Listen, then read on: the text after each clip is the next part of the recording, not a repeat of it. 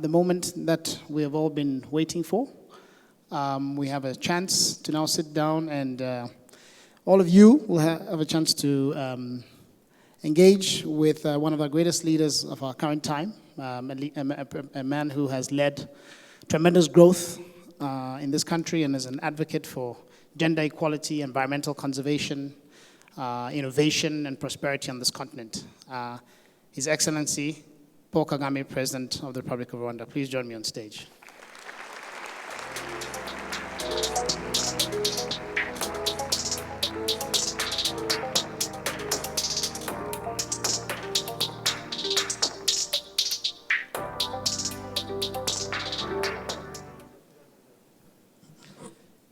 President Kagame, thank you so much for making the time to have this conversation with us today. I know all the young people in the audience and our viewers on YouTube and members of the room who are joining us from around the world. Some people are in the US at 2 a.m. and 3 a.m. and are very excited to be in this conversation with you. When I asked you to have this conversation, you graciously agreed, but on one condition. You said that you wanted me to come to Rwanda and to have this conversation with a group of young people. And throughout the years that I've known you, President Kagame, I've always seen how much you believe in young people. Whether it's investing in education or many of your own ministers in the cabinet, I've always been surprised at how young they are. The people who work in your personal office, very young people who are guiding you and working with you on a day-to-day basis, yourself personally as a leader. And even, investing in things like the Kigali sports arena to ensure that young people have access to sports. I remember attending a concert there once. I can't remember if it was Neo or Pato Ranking from Nigeria, and there was a big, thousands of young people who had gathered, but at some point I couldn't tell who the star was, because you came into the room and you went down to the floor and everyone started, cheering. But it's very clear as well that young people really also enjoy the interactions with you. So I just really wanted to start with understanding why young people matter so much to you. Why do the young people of Rwanda especially matter so much to you? And then also, when you think about the African continent more broadly, what do you see as the potential of young people and also the challenges of young people in Africa? Good. Thank you, Fred. That time we met, not only was I enjoying the company of the young people, but also enjoying the music and the dancing. So, to your question,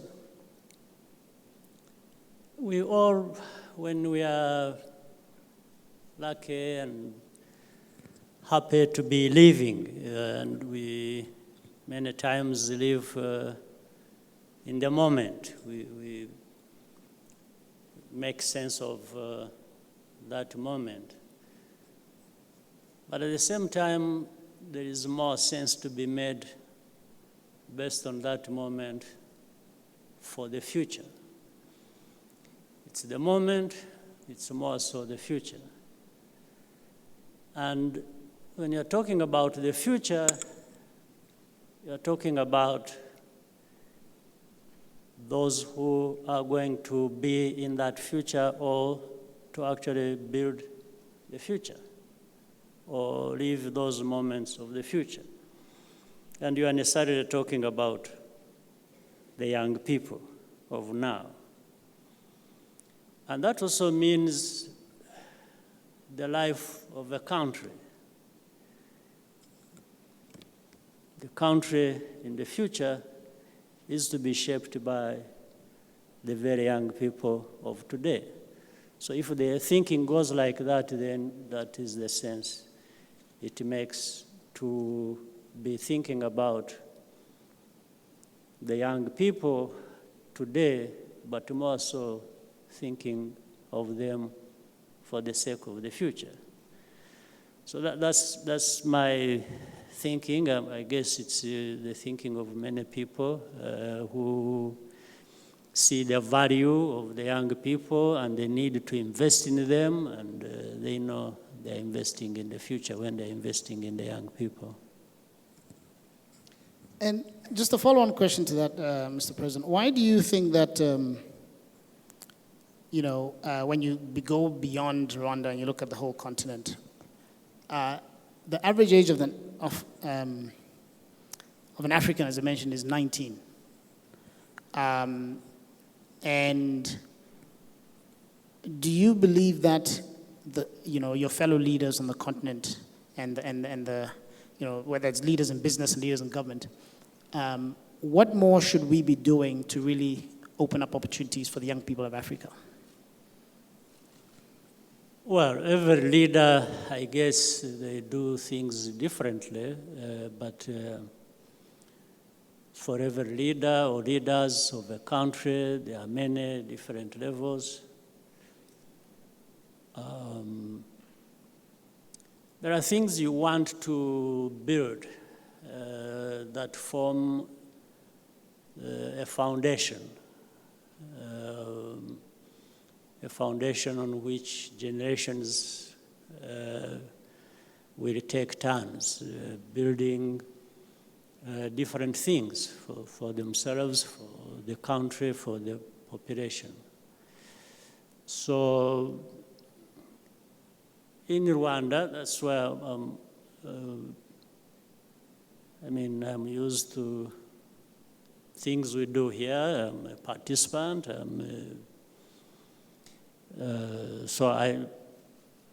We try to concentrate on investing in our young people, in technology on which they can build, or help them move forward, the infrastructure, the institutions that hold the population together. And so this, if you take just that as an example, I imagine that's what different societies, different countries try to do as well. And maybe sometimes we do things differently. People succeed and others not as well as the others have succeeded. And that is due to many reasons, so depending on the conditions in which different people operate. But I always hope that, again, as we started earlier, people's responsibilities don't get lost just in the moment, and they concentrate on that and stop thinking about the future. So leaders, therefore, what I know we are all supposed to be thinking about is about what we have, what we see, what we hear in the moment, but take it and project it so many years ahead. And you really can't do that without investing, as we have repeatedly said, in the young people and providing these opportunities we understand that shape them, and therefore they also help shape the future. So for you, it's really about that long-term view, recognizing that young people are the future, and if you want to build a society that is stable and prosperous and that actually thrives in the long term, then you have to invest in young people. There's no doubt about that. Okay. Now, Your Excellency, here in the room, we talk a lot about doing hard things, and we challenge the members of the room who are very influential, very successful, to use their privilege to do hard things, because we believe that the only way they can justify their privilege is by not solving small problems and easy things, but by doing hard things to really change society and to create opportunities for others, like the young people that are in the room today. Now, you've done some incredibly hard things. You've transformed Rwanda into a fast-growing economy after a devastating genocide. Today, you've also led the reform of one of the most difficult institutions to reform, which is the African Union.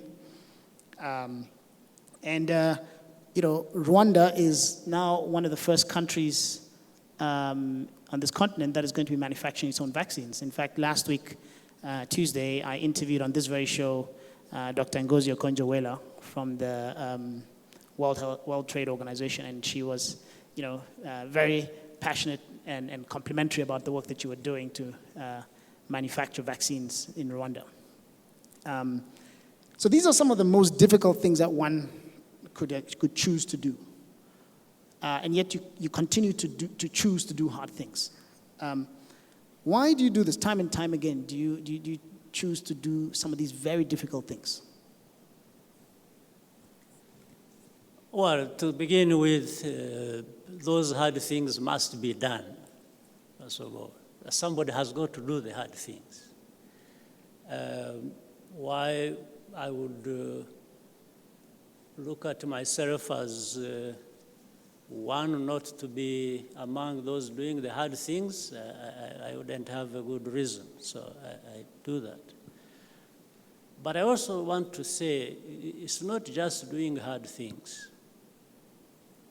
In fact, it starts with doing even simple things. Sometimes people take things to be so simple that they don't pay attention to them, yet cumulatively, they really add up to situations that will require you to do the hard things. So you can make the work of doing hard things much easier by paying attention to the simple, smaller things in time.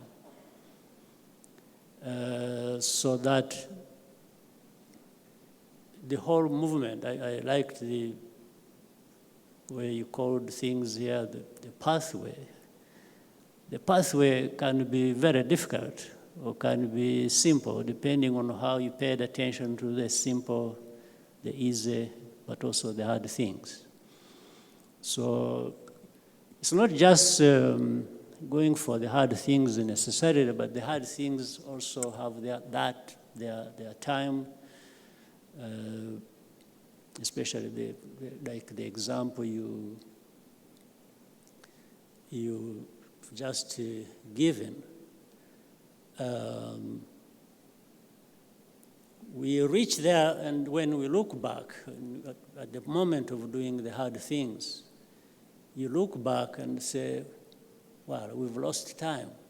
If we had done a few things properly, the right way, 10 years ago, maybe these hard things would not be there today for us to, immerse ourselves and start doing them. They would be simpler because we would have laid the foundation, we would have put the infrastructure in place to deliver on them.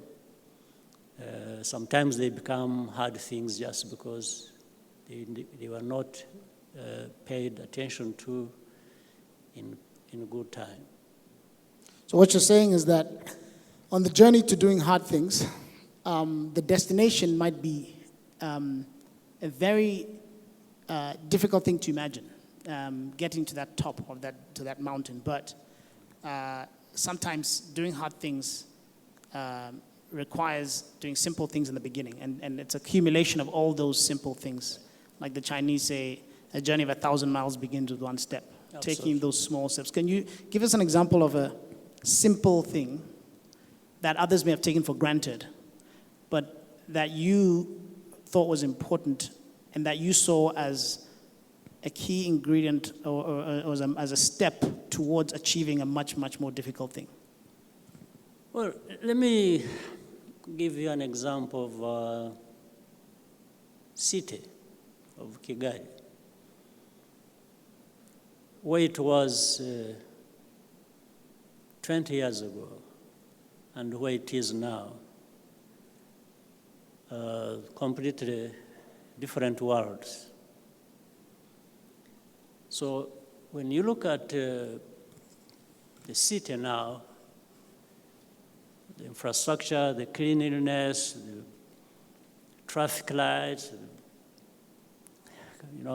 everything almost in place.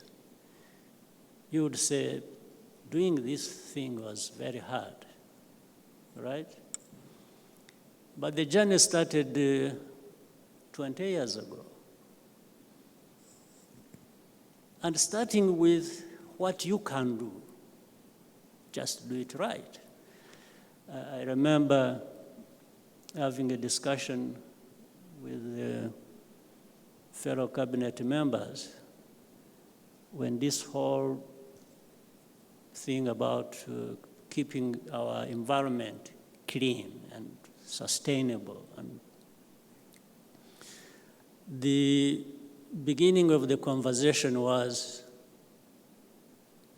do we need donors to give us money to keep our homesteads clean,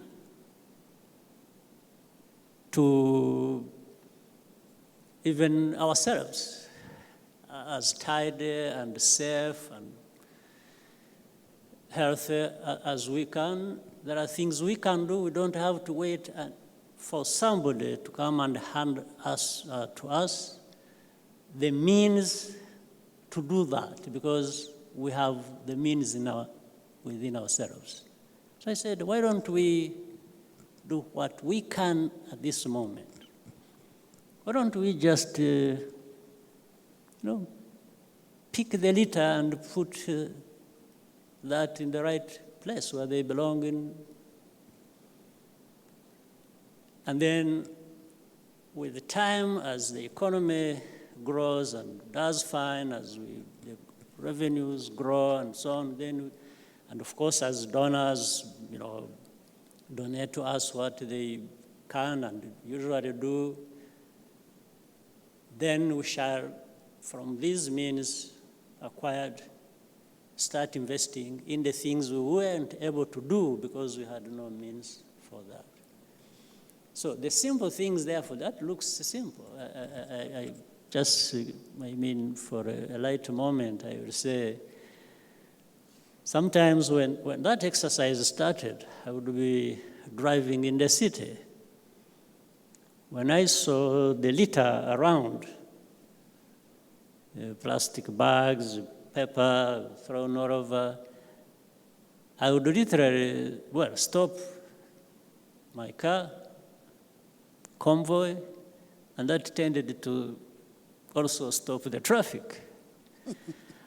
But the purpose would be I would get out with my escort guards who are paid to do different things and say, let's we would pick that litter. We would say, why would I pass and leave the A whole litter president of a country picking up litter. Exactly. So,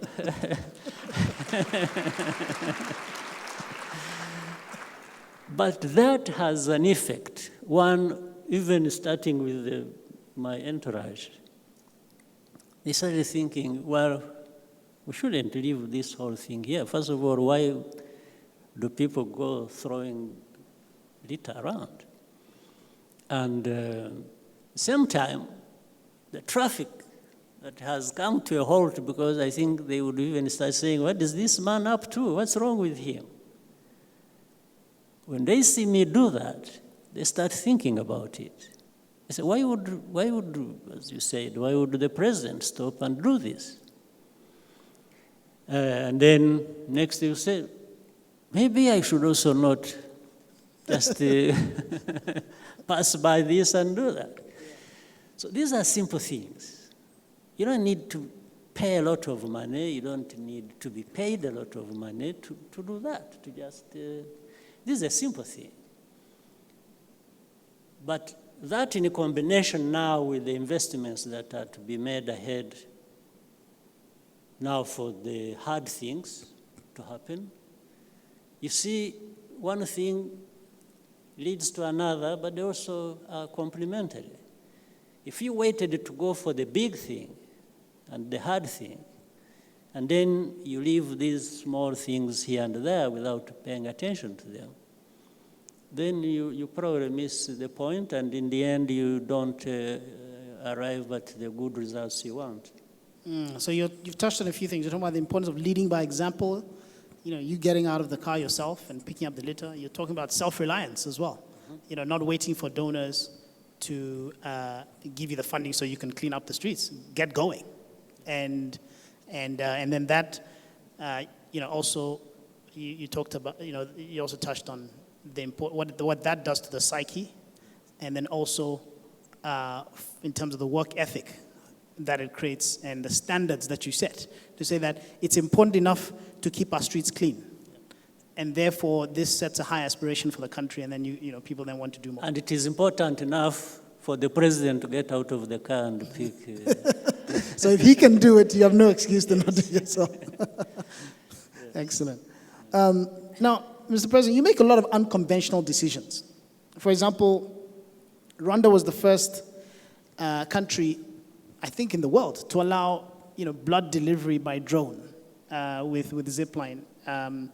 In the early stages, after the genocide, when you were thinking about rebuilding the economy, you prioritize sectors that others would have thought, this is not the most important. You decide to invest in the environment, and you prioritize, conservation, tourism around the gorillas as one of the first things to do to really rebuild the economy. You built a national airline and created this world-class convention center at a time when most people couldn't imagine Rwanda as where they would go for their conferences. And finally today, Rwanda is the first African country to brand 2 football teams, Arsenal and Paris Saint-Germain. Again, people wouldn't think, why is an African country investing in branding European football teams? So when you make these decisions, I can imagine that they might not be popular, either in Rwanda and even around the world. What gives you the courage to make these decisions when others don't believe in what you're proposing? And how do you bring people along to achieve these great things? Well, that is the most difficult question, perhaps, but also experience. And in most cases, there are things that have been talked about. You give, let's say, to young people, you give them an education, you give them advice, you do all sorts of things. But at the end of the day, there are things only these young people can give to themselves. You may give them everything you can give them. But there is that thinking in them. They have to undertake to say, what sense do I make with all this that I have acquired? I have acquired education, I'm healthy, I've been advised, to be a leader. You don't become a leader or you don't develop a vision by just going to school. No. Somehow you build on what you have acquired, and then there's something that only you can give to yourself. And that is, what do you do with what you have? So let me go to the bigger question you raised. For example, when we arrived here in 94, the population, half of the population, a big part of it dead, a bigger part of it displaced, others in the old problems they had anyway, because this has been a poor country and feeding on what is given to us and so on and so forth. That is the story. So when we took over in 94, with all this devastation, you are challenged to say, where do I start from? What do I do? You have no means, you have no people. Even the people you have, everyone is just grieving and doesn't know where to start from, and everyone is, in the end, that's how actually people start blaming each other for their misery. It's like you think when you're having a problem, it's somebody else who caused it. And everybody thinks like that, and it goes around to the point that, but in a situation like that, you have to do some hard thinking. You talked about doing hard things. The hard thinking is, what do I do? How do I move on? Where do I start from? So you are challenged to think beyond what we are used to, because you might have, a textbook that tells you, to build an economy, to do this, you follow this path, you do this, you do that. It doesn't work in that time. It's not in the textbook? It just doesn't. Textbook is probably 10%. The rest is that hard thinking. And thinking out of the box. You no longer have to say, to achieve this. For example, we also had another big problem. We had cases in the hundreds of thousands of people who have killed their fellow Rwandans. Forget about whether anybody had justification or that. No, let's put even that aside. You already have people. And in that situation, you're going to necessarily have those who have lost and are aggrieved, the perpetrators, and then there is trying to settle it the way they can. If somebody lost a family and is thinking the other one is the one responsible, they will not wait for the textbook justice. They want to go for that one and actually sort it out for themselves and say, you killed my brother, I'll kill yours, or you killed my father, I'll kill yours, and so on and so forth. And on that scale, the things were here. There was no rational thinking to an extent. Everyone was just affected by what they have seen, what they have experienced, what has happened to them, and so on and so forth. To the extent you look around for the textbook that can give you a pathway from that point to move on, you won't find it. Therefore, it is that I was talking about. It is that is in everyone that they can look up to and say, what do I do in this moment? My personal experience. People made contributions with the different experiences, and it all came together to give us what we were later to achieve. But mine was, first, for example, I was leading an army that fought and secured the country in the end. But those fighters I was with, many of them had lost their parents, their relatives, they were left alone. And imagine this person has been fighting for something to liberate their country and finds nothing about their family. Stopping that person to take it upon themselves to deal with the matter the way they understand it is difficult. It has to be outside of the textbook or the conventional thinking. But we had to do that. We had to say, look, what we have done is much bigger than ourselves. We have secured our country. It's true and it makes sense, the way you are aggrieved, it's justified, and even what actions you can carry out may be actually justified in that sense.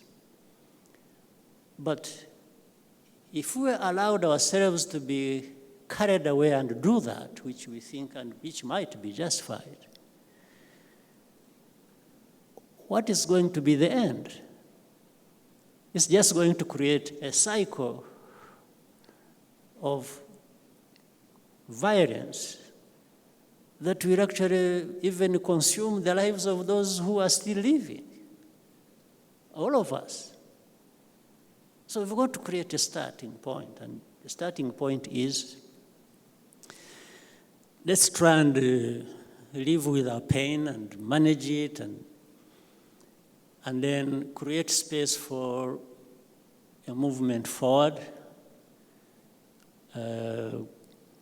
create stability, create a sense of security, and start building what we can build in terms of institutions, and then we can look back and start delivering what we were not able to deliver at the beginning. You know what developed, like in terms of justice, Gacaca and so on. Gacaca, it was just soul-searching. Because you knew if you had to take hundreds of thousands of cases to court. Which courts? First of all, the courts weren't there. Even if they were there, anywhere, wherever they have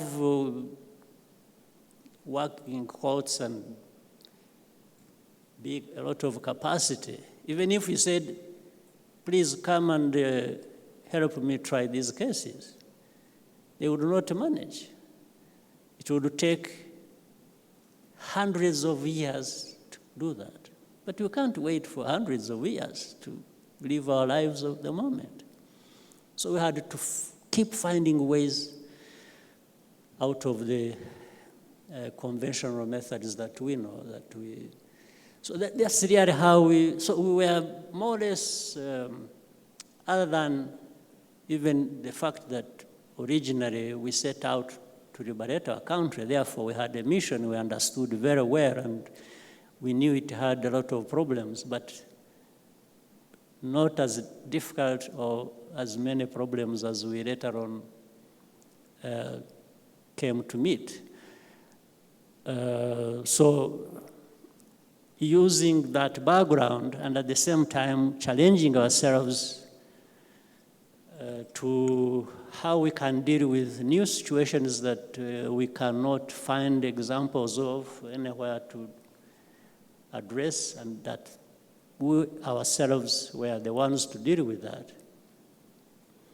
So that challenge that was, we were really pressure cooked. It's like we had to find a way of surviving that, and that delivered in many ways for us. It had to take some rational thinking to get out of that and apply different means that people may not be used to, whether ourselves or others who saw it from outside, but managed to come out like that. So I cannot say there is any magic that was here applied. It's what is possible with the people. We did what is possible. If, as human beings, our story tells two parts here. One part about human beings is how destructive, even self-destructive we can be.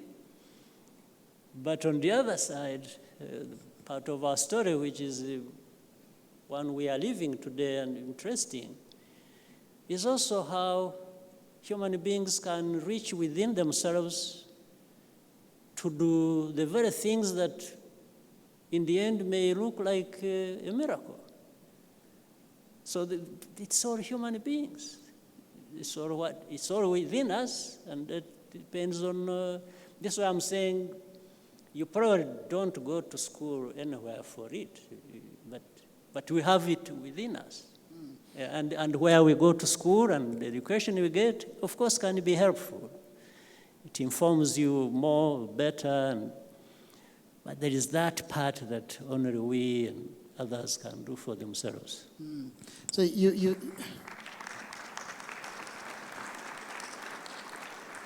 again, coming back to that point about self-reliance, and there's certain things that you really can't be taught how to do. So you touched on two things that I thought important. One is the importance of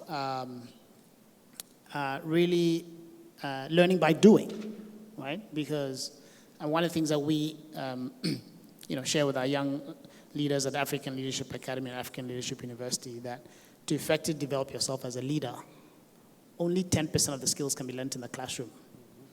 20% comes from developmental relationships with your mentors and peers and coaches, and 70% comes from experience. You learn by doing. You have to try things and fail and keep going. So as much as important as it is to get education, you're not going to be able to solve. Perhaps more important is to learn how to become a problem solver. And then with those problem-solving skills, when you meet new problems that you haven't identified before in the textbook, you can then solve them. And that's one of the things we really try and embed in our students, is to enable them to become problem solvers, not simply people who have memorized facts and figures. The other thing that you talked about was something that I always personally believe in, is about how constraints drives innovation. And you were faced with a lot of constraints. As you mentioned, it would have taken a century to take people through the normal court system after the genocide. So you had to think about a different way.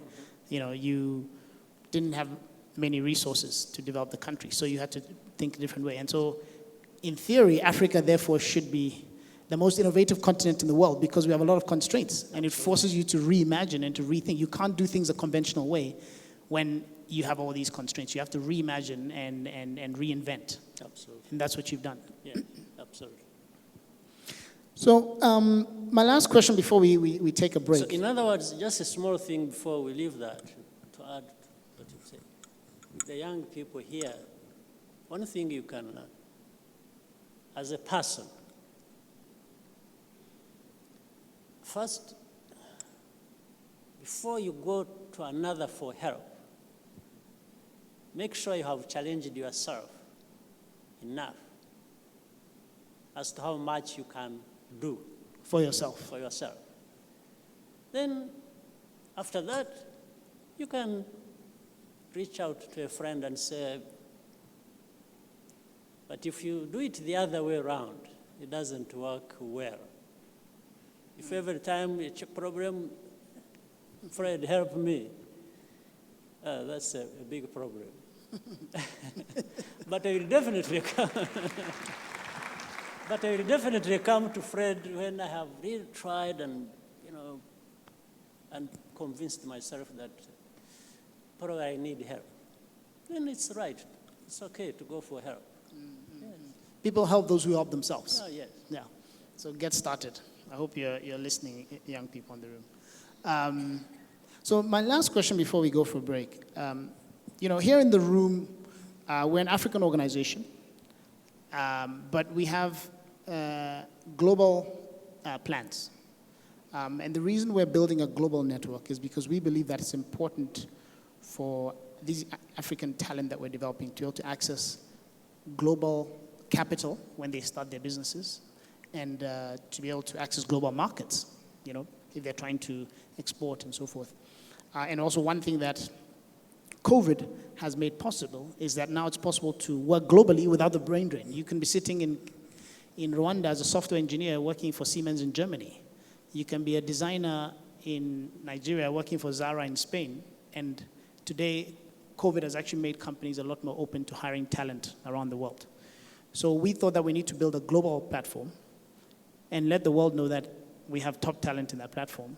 And that allows us to export African talent, but without the brain drain, and to really create opportunities for young people on a global scale. Now, I've seen you engage a lot on the global stage as well. I remember in 2019, when we still used to travel, I went to San Francisco, and I went to the headquarters of Facebook. And they said, oh, President Kagame was here last week. And then I flew to New York, and I met up with a friend and an investor, Matt Harris. I think you know him. And he said, oh, I just hosted President Kagame for a dinner. And we've met several times at the Milken Summit in Los Angeles and so forth. So you clearly engage globally, but yet you're proudly African. So why is it so important for you to engage on the global stage, and how have you leveraged those global relationships to drive Rwanda's progress and development? By the way, I should have done that earlier. I have done it before anyway. Let me thank you for, Fred, thank you for being the idea behind this African Leadership University. It's really Pan-African.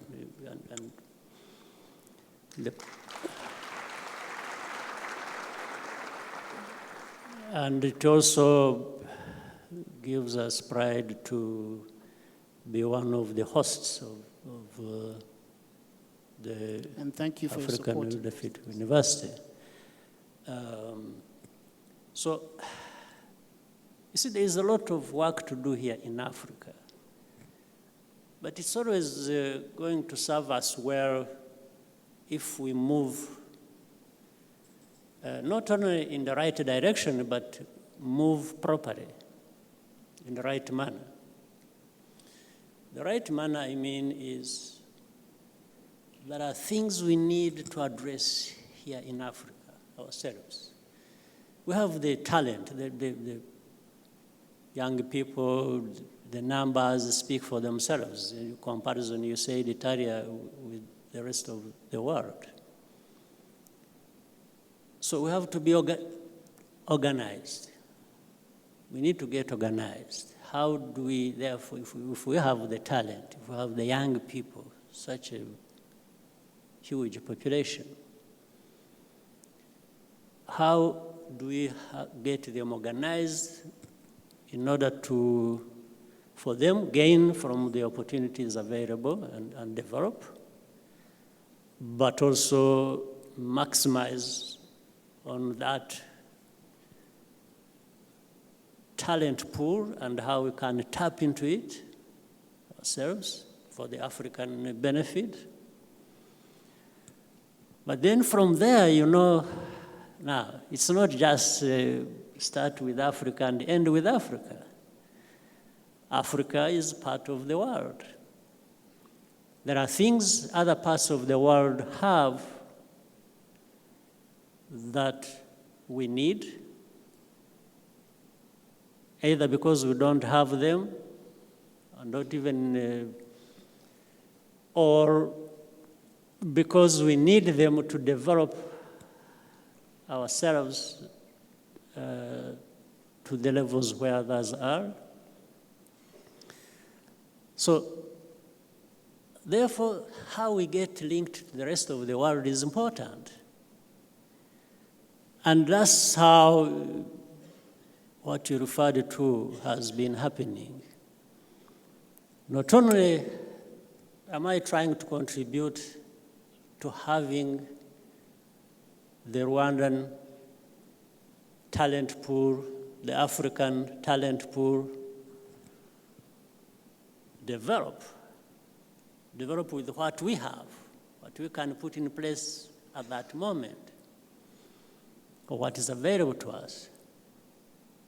But immediately I have to think about how do we connect this to the outside world, because we need the outside world for different things that are very vital to our own progress. And that's how exactly what you said has been happening. It's talent, other talents that exist that you connect with. It's capital that we need, that we have to link up with. It's technology that we need, and so that there is that link between Africa, Rwanda, and the rest of the world, and then that will speed up our own progress. That's really what I have in mind. So Africa is part of the world, and we cannot develop without engagement. We need access to capital, access to technology, access to talent, and access to relationships that can really allow this part of the world to benefit. And it's not only for Africans benefit, but for the rest of the world, they also benefit because they also then get access to, to talent and to markets and things like that. So it's a win-win. Welcome back, Your Excellency and Dr. Swaniker. We will now proceed to the Q&A session. Thank you very much, Alice, and I hope you were able to get some refreshments and get some good bathroom breaks. And for those of you online, I hope you're still with us, and we're now going to go to an interactive session with His Excellency the President. And we're going to start first with a couple of questions from our live audience who are joining us from different parts of Africa. The first person who's going to ask us a question is joining us from Ghana. Her name is Mrs. Margaret Nkrumah, and she's the former CEO of SOS International organization, and she also started SOS International School. I think I have a problem with my mic. Can we have the question, please? Naturally, you have a great deal of negative press from certain Western countries, despite visible and tangible evidence of your achievements. How do you deal with these accusations and vitifications, both publicly and internally? Thank you very much. Thank you. I think that's a very, really good question. There is only so much that one can do. And you, at least from my perspective, you always try to do what you can do and do the right thing and do it the right way. So the negative press from especially the Western world, it's not new. It has been there for the last 27 years, really, since 1994, I remember. So there is not much I can do about it, or any of us can do about it here in Rwanda, because, yes, it is from the other end. That's how they see things. Whether correctly or not, that's how they, or maybe that's how they want to see things. There's how you see things, but there's also how you want to see things. I think in this case, maybe it is both. But so from the other side, ourselves, there is no way I can change easily how someone wants to see me or sees me from their own perspective. Sometimes they must be looking at us through the lenses of their own, where they come from, where things really might be different from our own. So there are ways, maybe one can.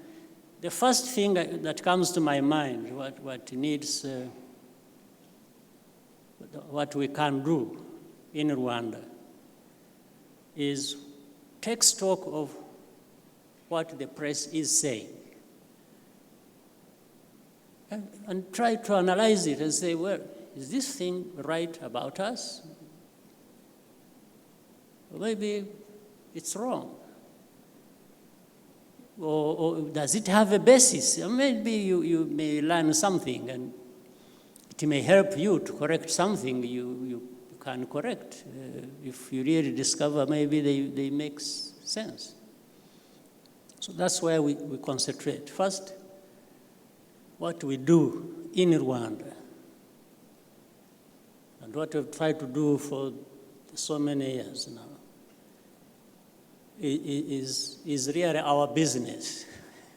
We think what we do is our business before it becomes somebody else's business. And we do it for ourselves, and we try to do it the best way we can because we are the ones who benefit from it or lose from that if we do wrong things. So that interaction between what perception is about you from outside and what you think is right for you to do for yourselves, really, I think, may help lead even to getting things better. But the concentration should be more on doing what you think is the right thing for you. So that's why we concentrate. We concentrate on saying whatever angle they attack from, criticize and insult and do things and misrepresent us, and we still want to look at, could there be something maybe we need to pay attention to and bring it back to what we all along have been trying to do for ourselves, and then see if it can improve us on many things or one thing or another, and then we move along. That's the only option we have really to deal with that. Otherwise, it will take a very long time for me to go into details of what I think about that. So I just maybe confine myself to these few important remarks I've made. But we also know we have to deal with the world that, and here this is Africa, this is Rwanda, there is, from the outside, the Western media and others, well, even sometimes the politicians from there, they really think they are entitled to present us as they want us to be, not as we want ourselves to be. So they always make that judgment of saying, what is he doing? But what is he doing? What is he doing about this, about that? Is from how they would do them in their own place. Or sometimes, in fact, not consistent.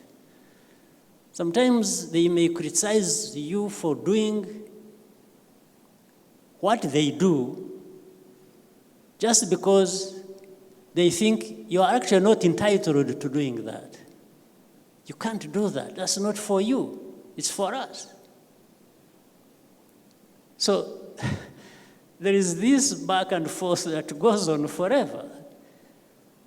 So in order not to be distracted and keep answering yourself on everything or being dragged to think like other people think and not think for yourselves about what we should be thinking and doing, you just concentrate on understanding what your problem is and trying to do the best you can to address it, whether they are small things or the hard things, holistically.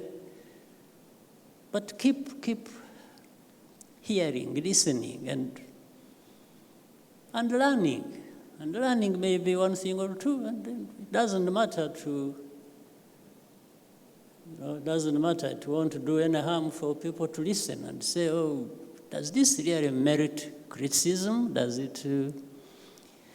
Maybe it does. And if you find it does, then you address it, but always keeping in focus what is for you. Because we are not supposed to be people just answering to others all the time, or framing our lives and our thinking just along the lines set by others.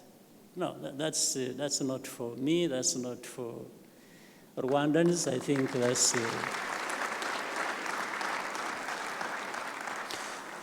So you're saying you don't ignore the criticism. You listen to it. You see what's what is valid, and what you might learn from it, and how you might improve some things.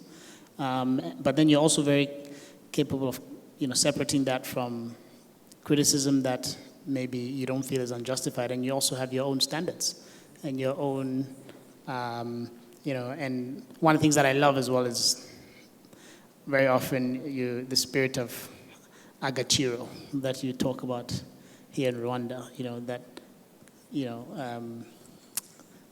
believing in ourselves and self-sustenance, and I think that's a wonderful spirit that others in Africa can also borrow. Okay, our next question comes from another member of the room, and his name is Ken Njoroge. He's joining us from Nairobi, Kenya.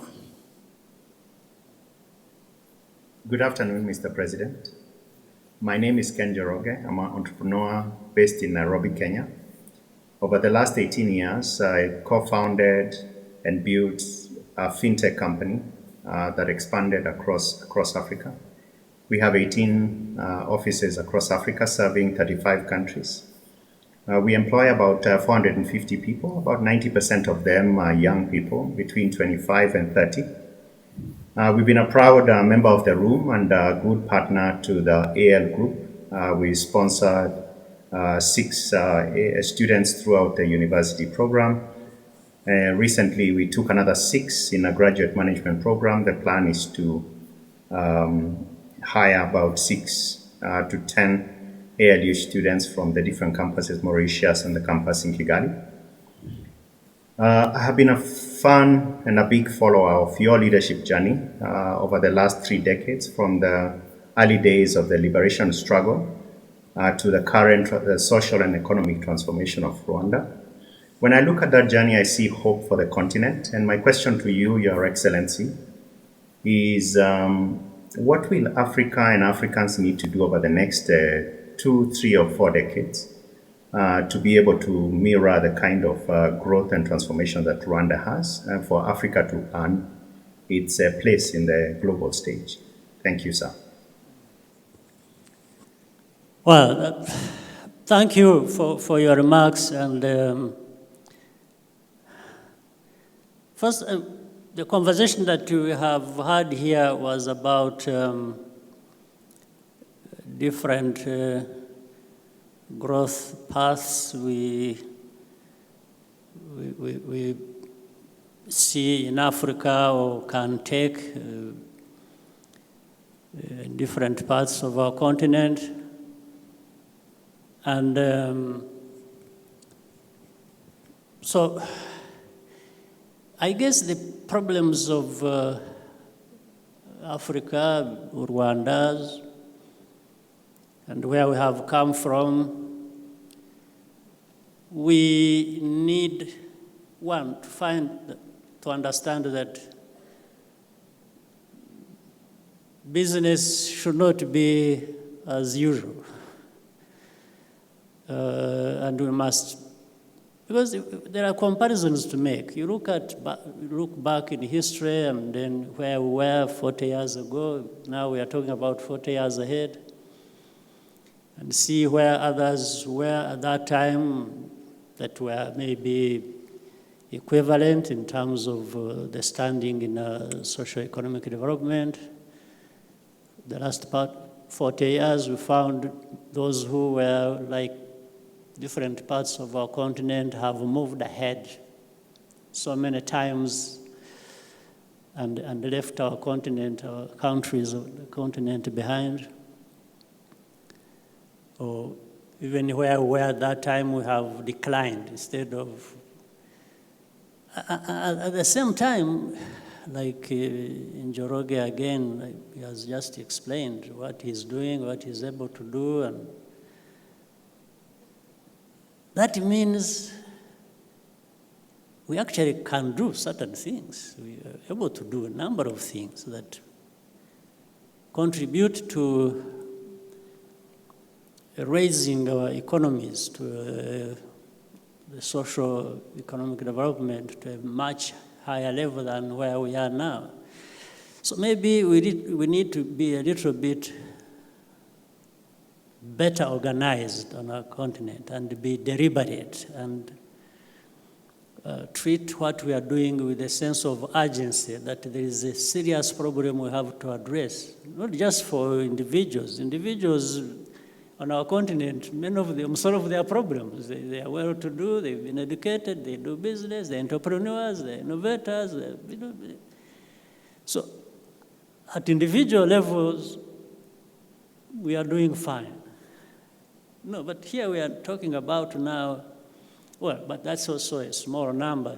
It shouldn't be exaggerated compared to the rest. If you are looking at the whole population of our continent, which is now getting over 1.2 billion people. So now the others, let's say the 80% of that population, and then the countries of our continent that should serve our own people. There has been, of course, in the past, this migration from rural to urban areas, which has both sides. It's a very good side of it. There is also the downside to it, in the sense that these migrations, really deliberate or happening on the basis of the movement of talent and skills and so on and so forth. No. Or how about those who stay there? At what level do they stay of this socio-economic standing? So you find there is huge disparity. So I think the next 4 years we should be addressing this problem where Africa really, then we see the examples. We need to develop, and different levels of our society need to be part of it and benefit as well, so that the development you see in my country is not just the 10% are doing fine, and then the 90%, and then we count the wealth of the 10% and say, oh, Rwanda is doing very well. No, Rwanda is not doing very well when you have 90 or 80%, left with nothing. So this is the problem we have to address, building on, for example, the contributions that can be made by such companies as Njoroge's, fintechs in the financial sector, financial services, and then you can move to any other sector and look at what is there, what I need to do to fill these gaps that remain, that are huge between these different levels of our society as far as the socio-economic indicators are concerned, where Africa really is way behind the rest of the world. So for Rwanda, therefore, and as part of Africa, and Africa generally, we have some similarities in terms of opportunities as well as the problems we have before us that we have to manage. So it's organization. I'm hesitating to say it's also largely political. The politics, the political economy of our countries need to be sorted out or looked at differently so that it's about uplifting everybody. It's about actually properly utilizing the resources we have, the immense resources we have. You know, the analogy that has gone around several times where it's like you have everything in your backyard and then you leave it there, you go begging. or something else. Sometimes you have everything around in your backyard. Somebody comes and helps themselves with it, and then you run after them to say, "Give me something. Can I have some of it back?" Yeah. So this is something that Africa needs to change, and we are capable of doing it. The person who asked the question, Njoroge, is one of those who, and so many of them like him, are capable if the politics, our politics allowed us to scale that up and spread it, and everybody, these young people who get educated and come up, have that thinking of saying, no, but it's not just for me. It's for my family, it's for my country, it's for my continent. And we can work together. So all these things like the African Continental Free Trade Area that has been put in place, the story about it. First of all, we thought about it too late already. It should have come 20 years ago. 20, 30 years ago. Same time, what does that mean? It means our own countries are not trading with one another like other countries in other continents do. So it's like we are just small silos on our continent. And so we need to break these barriers deliberately and also really treat what we are doing not as business as usual. So it's about, so if I can synthesize what I heard you say, you said to really move Africa forward in line with Njoroge's question, it's about not doing business as usual. So going back to the conversation earlier about thinking unconventionally, about recognizing what you have in your own backyard and not just waiting for someone to come and find value in your own, richness that you have. It's also about Pan-African collaboration and breaking down barriers like what the African Continental Free Trade Area is trying to do, and also about leadership and political leadership that ultimately prizes creating opportunity for the vast majority that do not have, and not simply enriching the few that already do. So that's the blueprint for Africa, people. Okay, so we're now going to take some questions from the audience in the room, and I'm going to invite Alice to take us through this part. Thank you. So we will now take a few questions from the room. Please remember to introduce yourself, your school, and followed by a question. Please raise your hand high so I can see you. Be clear and concise when you're asking your questions. So we're going to take the first question from this side. Please, go on.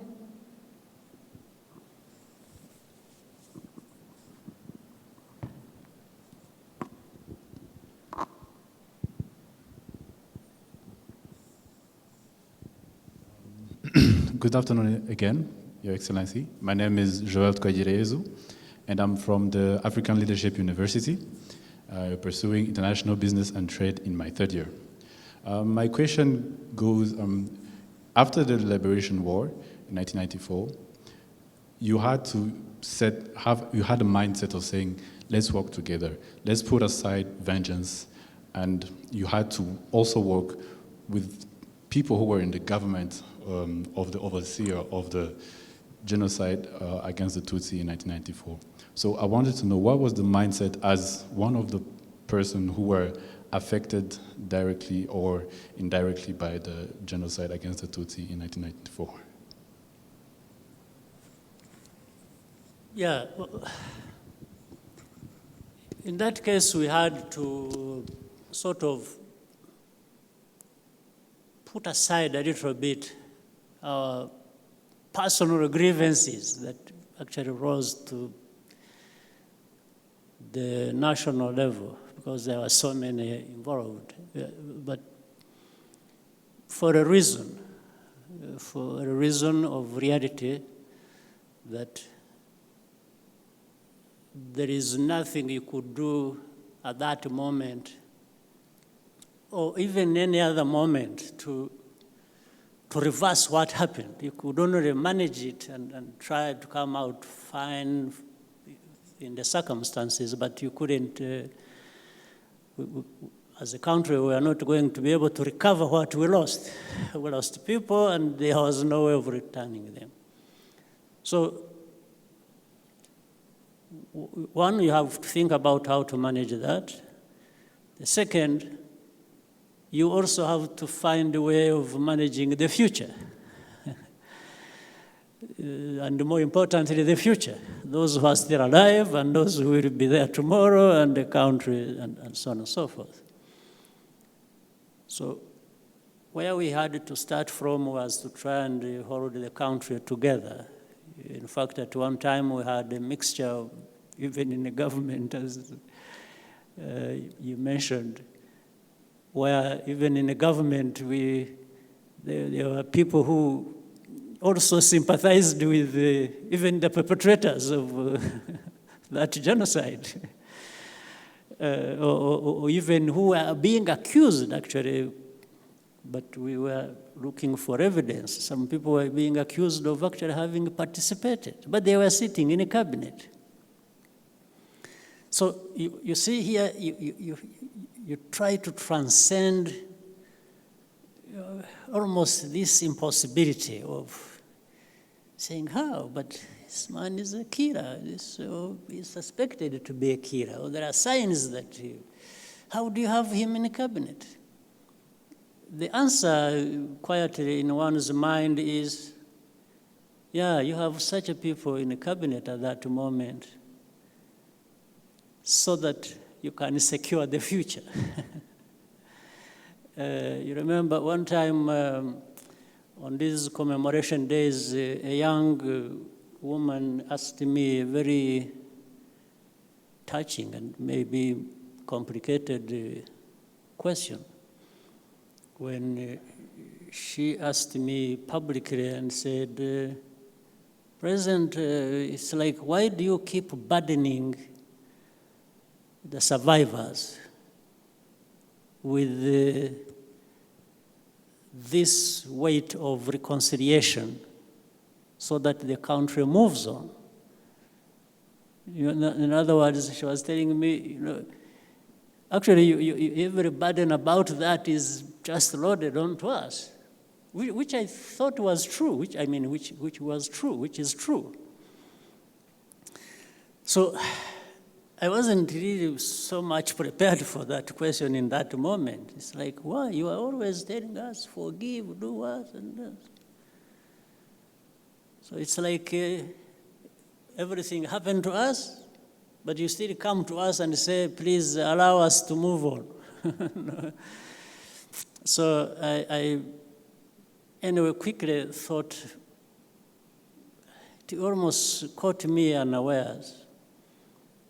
But I quickly learned or remembered something that I had to tell the woman that, you know what, we burden you with all this responsibility and the weight of everything. because you are the ones who have something to give. Because what I meant was we need sort of reconcile the extremes.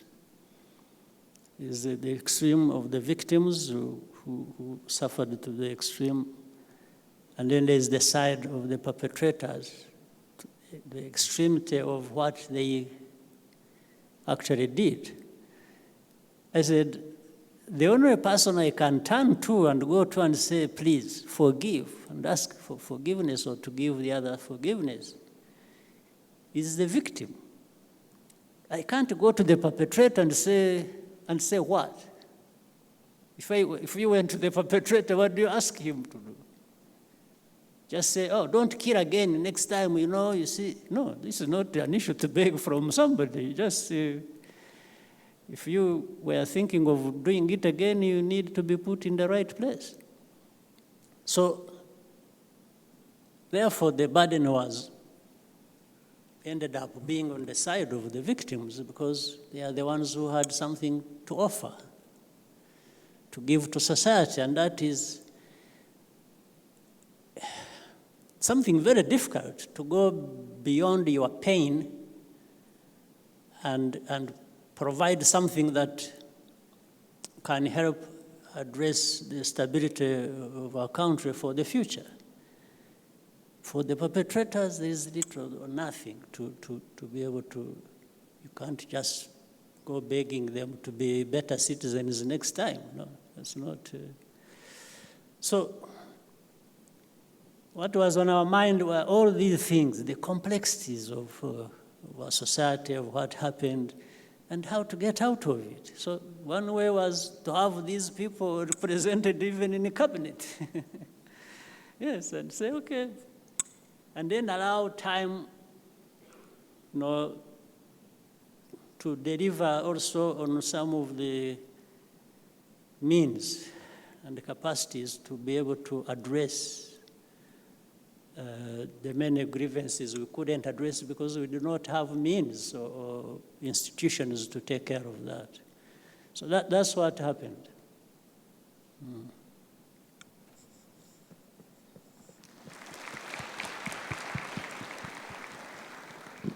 Thank you very much. We would like to go to at least the other side of the room. Yes, please, at the top. Down there, a little bit. They are in the room.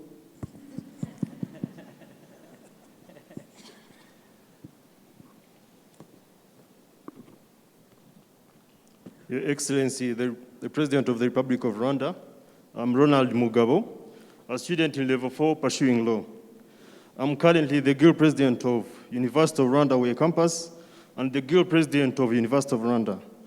I'm very thankful to the President's office, which gave me this opportunity of meeting my role model of today. So I have a question. For my sake, I'm going to be specific to my university because there is a problem we have. There is a problem of agriculture is contributing out of the country's economy. But students from masters from University of Rwanda, College of Agriculture, Animal Sciences, and Veterinary Medicine, programs of crop science, agribusiness, agroforestry, soil management, and animal production.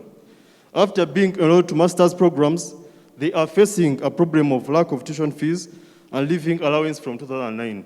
As before, and some other programs, they are being catered off and they are being given those scholarships and bursaries.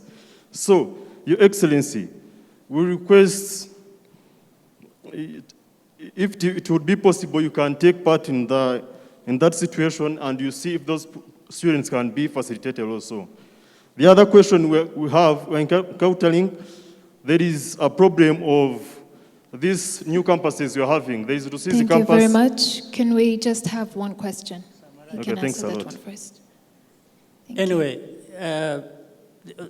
the only thing I can promise and say about that is I have no problem working with those responsible to look into the matter and come out with the best thing we can do for the well-being of the students or even the faculty or the university. So on that one, I can promise you, I'm sure those responsible might be here listening. So we'll take it forward and see what we can do to address the problem.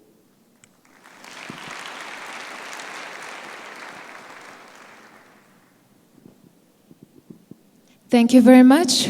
We're going to take one last question.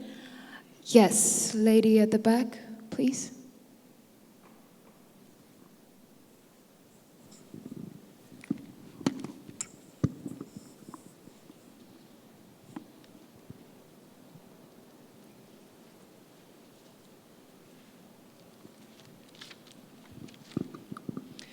Thank you so much, Your Excellency, President Paul Kagame, Dr. Swaniker.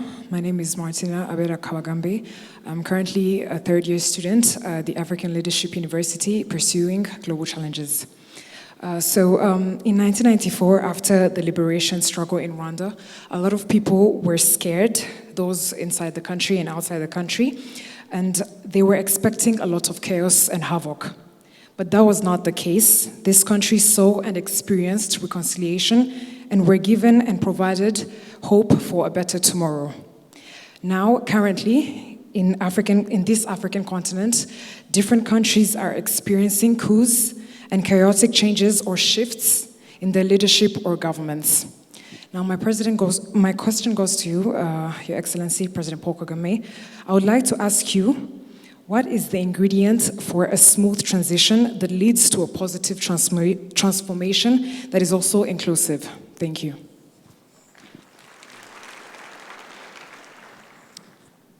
Well, you remember, I was going to say 94 to maybe 99. We were really struggling. There was a lot of chaos or confusion, especially 94, 5, 6. Things were not as good as they are today. So we had our own share of that situation of chaos and confusion. The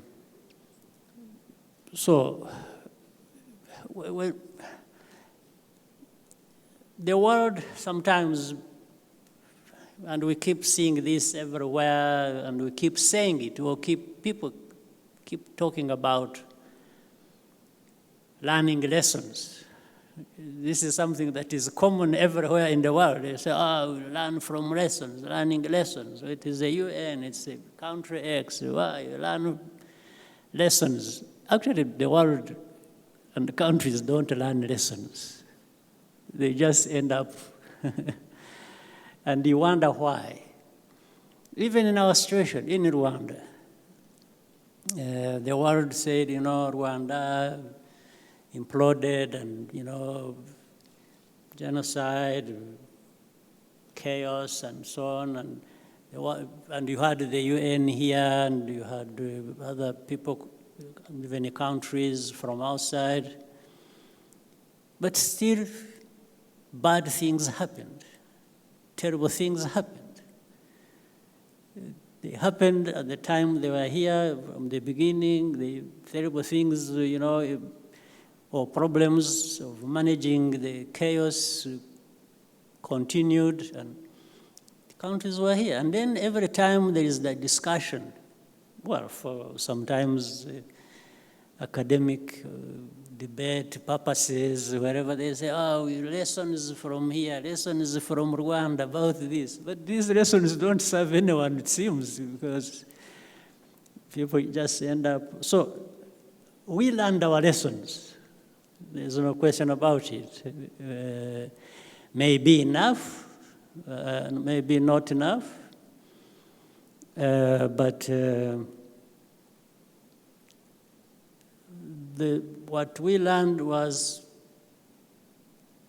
to pick our pieces from this tragedy we had in our history, try mold something out of it, a country that came back to be Rwanda and then move forward. And in doing that, and based on the lessons learned, was to be inclusive, to bring in everybody. This is why earlier we were talking about sometimes bringing even into cabinet people whose backgrounds were questionable. But doing it deliberately so that you give time for hearing or for finding the means to deal with the situations that you are not able to deal with at that moment. And also maybe give an opportunity to this person either to defend themselves or to be better people in the future. So it's about doing everything you can to try and bring these pieces together and for the better future. So now, about the rest of other parts of our continent, if people learned lessons, maybe some of those things could be avoided. I won't have to name names or anything. I'll be careful not to do that because I don't want to be the problem. The problem is already there, so I don't want to be to be used as an excuse now to be the problem. But you find what leads to some of the coups, maybe not all the coups, but the coups will come out of discontent, political discontent. And in fact, unfortunately, all these things about coups or sometimes where they have not happened, where you could actually say, this situation even it deserves a coup. You see, but it doesn't happen. But it happens amongst the elites, the ruling elites. The ordinary people who are the majority, the ones we serve, the ones even that elect us to serve in office and so on. Sometimes they really have no say because, or many times, there are situations where they have no say. Even when they go for elections, they elect Fred, and the winner is Kagame, is Paul, not Fred. So somehow, Paul, who has been in power, when it is Fred, he said, no. He uses the means of government to make sure that Fred does not go through. And so Kagame stays on the basis of the political power I have in my hands or the military control I have, and so on and so forth. So, in a way, the conflict is remains between Fred and Kagame. The ordinary people who were involved to elect their leaders will just go back home and go to their farms and wait for another call for elections after 4 or 5 years or doesn't matter how many. So, when situations are like this, sometimes people get tired of Kagame manipulating and, there have been so many attempts and maybe actually Fred might win several times, might stand in different elections 3 times winning, but the results are in my favor because I can still twist them in my favor. Now, in between, and this is a question all of us can think about and have their say on. When you have these so-called elections that have gone on and the wrong person winning, suppose some parts of the country, let's say the army, which really should not even be, which should not be part of the politics, but which I used in my favor because I was the president and involved them in the politics. Suppose the part of it actually carried out a coup. We have found ourselves, now the problem here again is sometimes they may not carry out a coup in favor of the person who actually won elections. And say, you see, we followed, we knew you cheated, you didn't win, it's Fred who won, so we take over and give it to Fred. No. They take over and take it themselves. So you have three people among the elites who are disgruntled and who are fighting each other. It's me, it's Fred, and it's the army, the part of the army. As you see, this really does not involve adequately the people we lied to and said they are going to choose their leaders. But this takes me to another point. So in this case, if the coup happened, we have now gone to a point where we ask ourselves, is it a bad coup or is it a good coup? Originally, all coups are supposed to be bad, isn't it? Yes, coup d'etats have no place ordinarily in our society or in our politics. The army should stay out of politics and that's what we know, and that's the ideal situation we know. But then we have started having these realities where, in politics, then comes corruption, then comes nepotism, then comes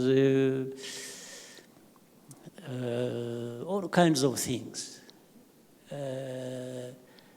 And I'm sorry to say, you see it in more than one places on our continent. You see where it is just, so you're ruling, then the family, the tribe, against others. This is not good politics. This can lead to anything. Now, especially corruption.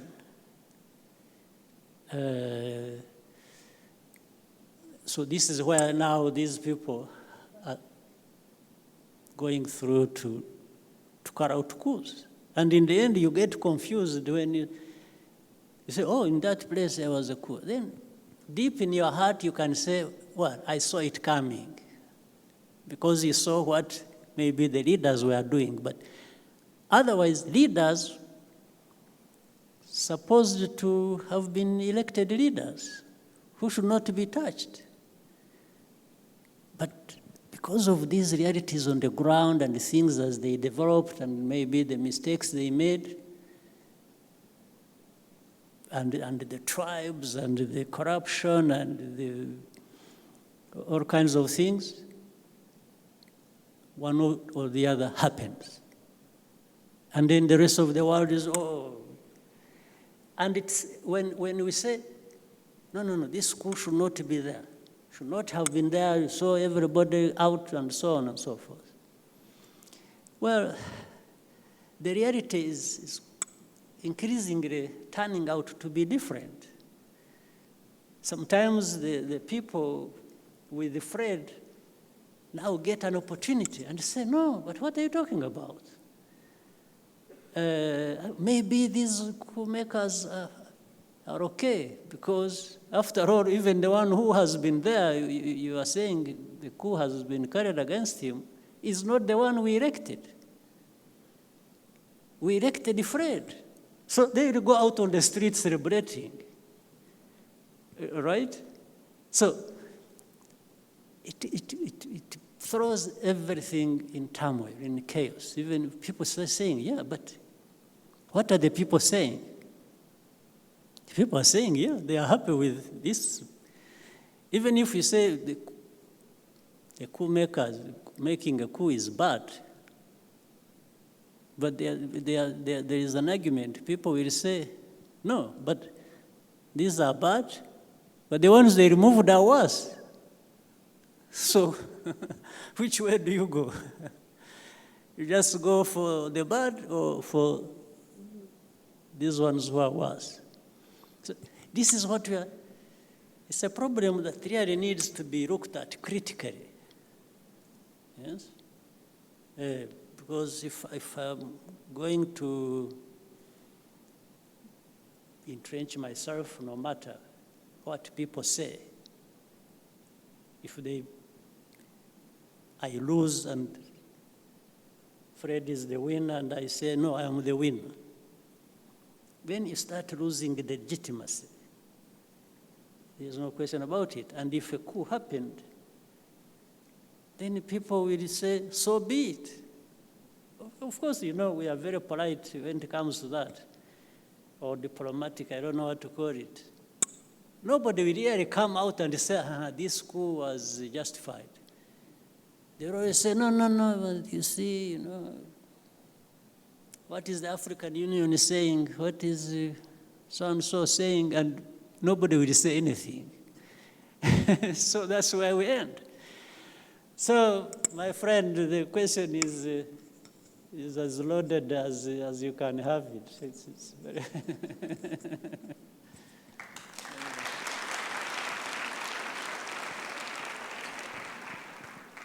Thank you so much for these questions. I'll now hand over the floor back to Dr. Swaniker for the firework. Are there people who, I can give you a bonus, a few more questions. Okay. One or two. We can now take it.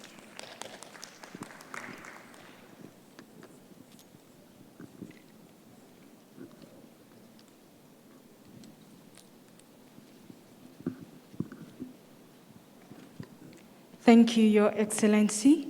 My name is Dianwa Mahoro. I'm a student at the University of Rwanda, Huye campus. Just be short to the point, and then somebody else, and then we cover 3 instead of 1 in the same time. Thank you. My question is, we have seen our country trying its best to deal with the pandemic, the COVID-19 pandemic, and we have also seen the government doing its part. Then my question is, then what do we need to do as youth? As young people, we have been hearing saying that we have to be doing big things and also taking care of the small things for the attention. Then what do we need to do, be it now, be it the Rwandans and the Africans at large? Thank you. Right. So young people, first and foremost, take care of yourselves. That's number 1.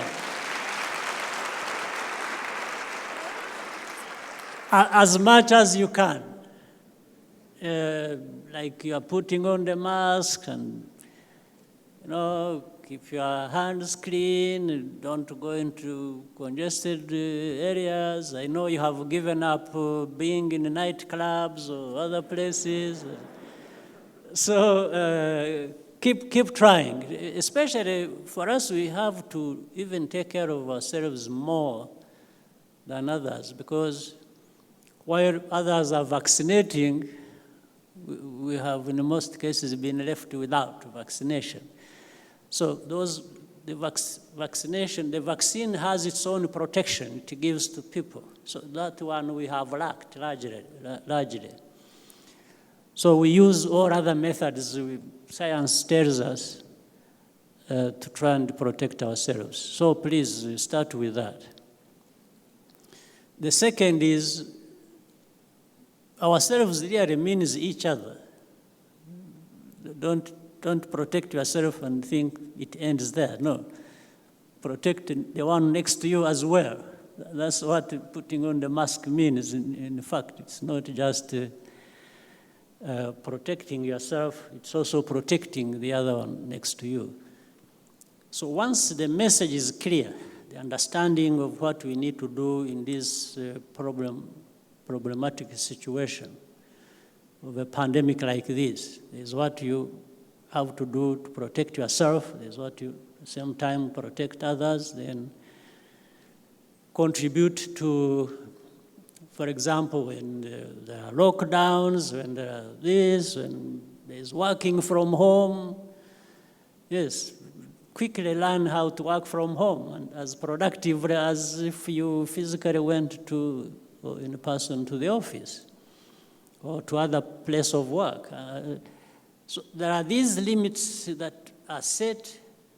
We quickly understand them. We quickly understand why they are there, and then we conform to that, but trying to do our best to maximize on what we can have in the situation.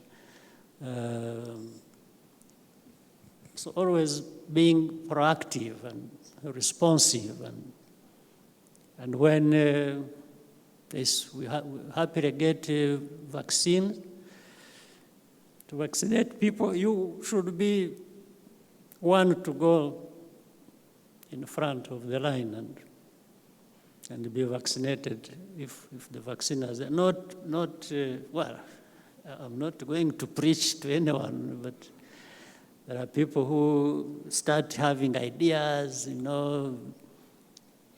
either conspiracy theories or some, I don't know, say if they put this thing in me, and there's a friend of mine I got to know who was not going to be vaccinated. So when I met her, I said, why don't you take a vaccine? Then she told me her thinking, that she has been told by some scientifically aware people that vaccines are actually bad. They leave some bad things in our bodies which may affect us. I said, even a long time, even if maybe in 30 years and so on, you end up in a bad shape. So, but that person is almost my age. So I asked her, I said, but if you got the virus, what chance do you have? I said, if you got the virus now and you're not vaccinated, the chances are not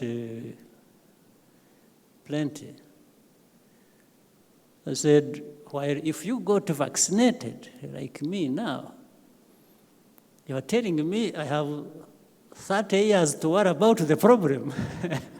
I think I'll go for that one. I'll go for... I'll go for the worry of the next 30 years than just be knocked out in a week. So young people just need to be properly engaged and responsive and taking care of yourselves and contributing to the well-being of the nation and among other things.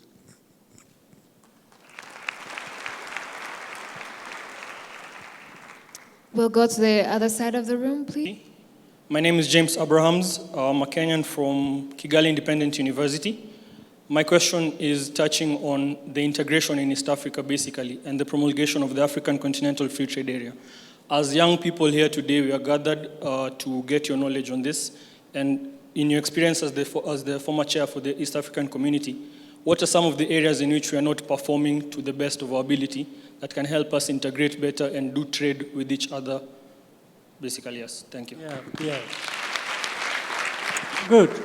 You start from home. Let's say, even here, before you cross the border to anywhere, just make sure that we, as a system, as a country, we are trying to do the best. We are productive, we are working with each other, we are building capacity to compete in the marketplace on anything. Start with that. And second, yes, look for opportunity beyond your borders, because there is a lot more in actual fact.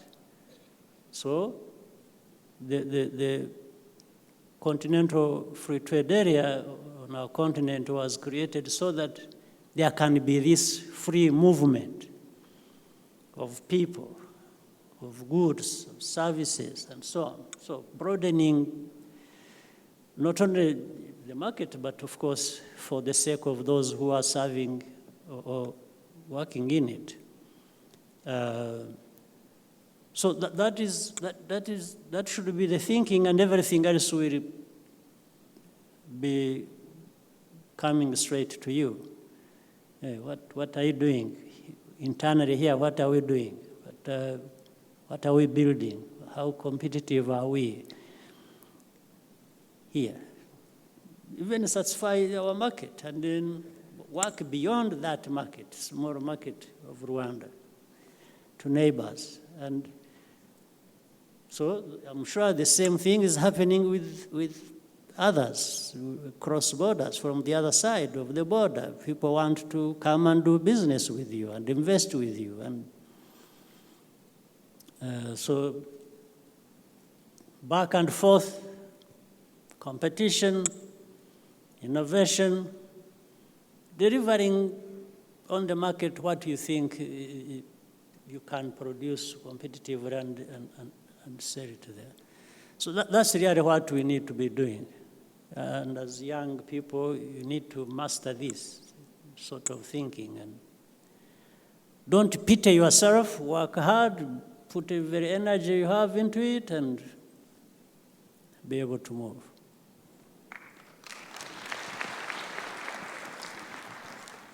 You can have the floor, please. Yes.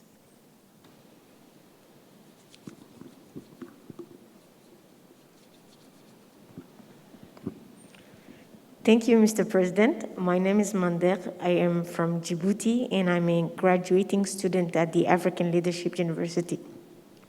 At the African Leadership University, we are taught to dream big, to dream bold, and my question is Rwanda capable to welcome the World Cup? And if yes, when do you think it might be possible? To welcome what? Sorry again. Yeah? Yes. Is Rwanda capable to welcome the World Cup? Yes. If yes, when do you think that might be possible? Thank you.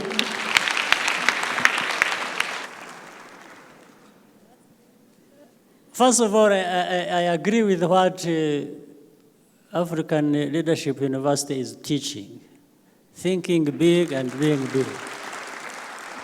I entirely subscribe to that. That is, for me, the starting point. The second is about the World Cup, right? You see, I'm lucky because there is no threat that I might have it tomorrow. Because it is already booked for... The countries are known for, maybe the next 20 years. So I have myself to prepare for the next 20 years, right? So you never know.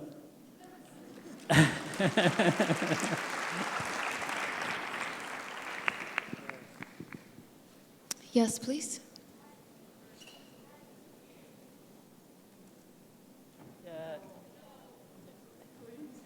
There is the advantage of being in the front here. So I saw that he started from the beginning, putting up his hand. And, Maybe you can prepare one there, so only one from there. You agree which one?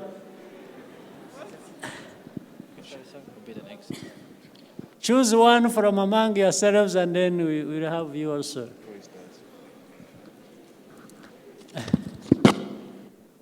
Your Excellency, thank you, Your Excellency, for the bonus. Short.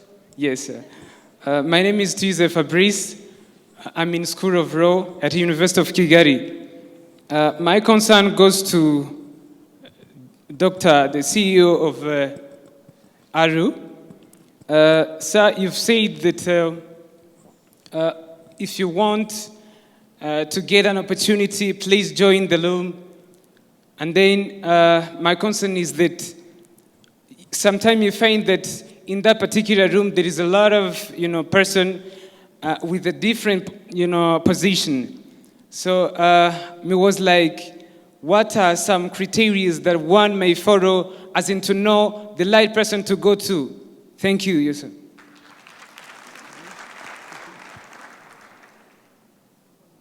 Hello? Maybe I answered earlier even some of your questions. I don't know. They were coming to you and I assumed they were coming to me.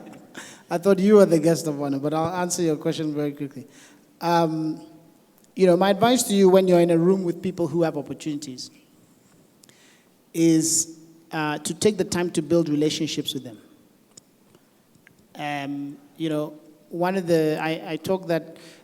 I described that there are 4 steps to building a relationship, right? So when you meet someone for the first time, you have a connection with them. Maybe there's some chemistry, you have something in common, you exchange some ideas, they give you their card, you give their phone number. That's the first step. Then the second step, you get to continuous interaction. You exchange emails, you meet up for lunch, you take WhatsApp messages, you spend time together. And through that continuous interaction, the person gets to see whether you are someone who's a doer or just a talker. And they get to understand, are you a person with integrity or not? Are you someone who has the skills you're saying you have? And then they start to really form trust with you, which is the 3rd stage. And then only when you have trust, you get to 4th stage, which is collaboration. That's when you now can do something together. You get a job, you get venture capital for your business, you get funding for your nonprofit, whatever it is. So the mistake I see so many young people making is they meet someone today and then they expect something from them tomorrow. And you haven't done the work to show that you are someone, like the president was saying earlier, that you also are using the little that you have to get ahead, to do the best you can, and that you're someone that can be trusted, and then that they can invest in you. So that's my advice for you, is take time to build relationships just for relationships' sake. Don't just be going and getting things from people. The final thing I'll say is, you need to think about relationship building like a bank account. You can't just withdraw from it and take. You also need to give, especially if you're a leader. Your role as a leader is not just to get stuff, it's to give and to create opportunities for others. So just as you are in the room and you're getting opportunities, you must be creating opportunities for other people. And if you do that, then you'll find that you'll succeed.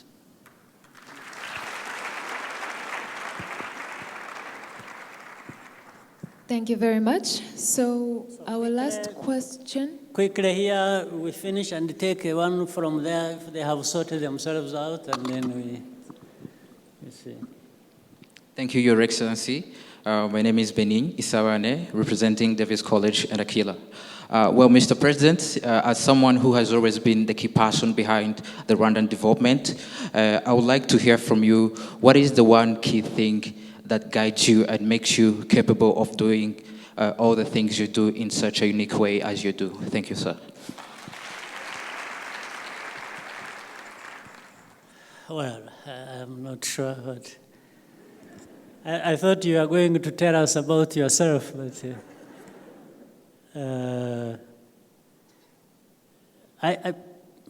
for lack of better ways of putting it,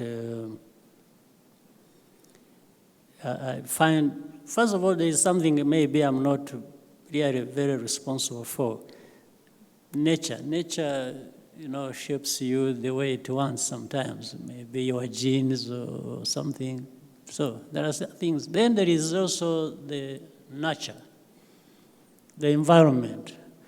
So for every human being, by the way, I'm not talking about myself. So the environment shapes you, combines with nature, with the person, then, so in the environment you learn things, you are attracted to some, you reject others, you want to do things, you develop interest in, so because of what you've been exposed to and so on. So DRF, for me, what I've done or contributed to for this country and with others comes from sort of that background. So the environment I grew up in, and then probably part of me that I'm not very, I can't say I determined on that. It's like I did not determine what my height is or what my big size is. So I can't, sometimes these are things that happen to you and you are not responsible, really, you cannot.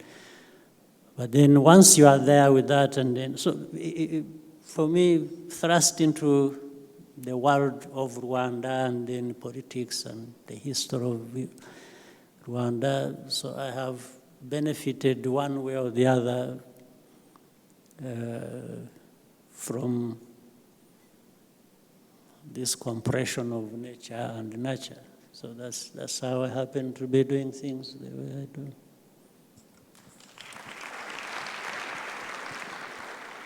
And then quickly, and then we go up, and maybe we need to wind down. I have one from here then. Thank you, His Excellency. Junius Bonu from Carnegie Mellon University, Africa.